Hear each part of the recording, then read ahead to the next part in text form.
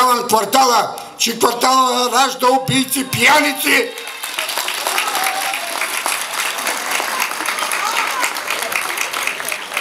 Не са ме учили толкова свясни хора, като започнем от Нетка Тачева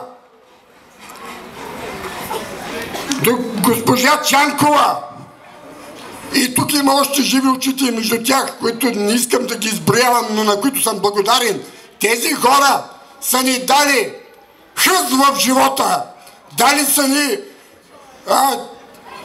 стръп да се борим срещу неправдата.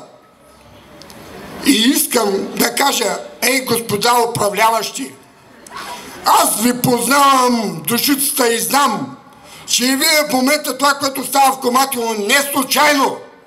Вие използвате някакви вътрешни междуособици между учителите и искате да отрежете главите на неудобните и да ги замените с удобни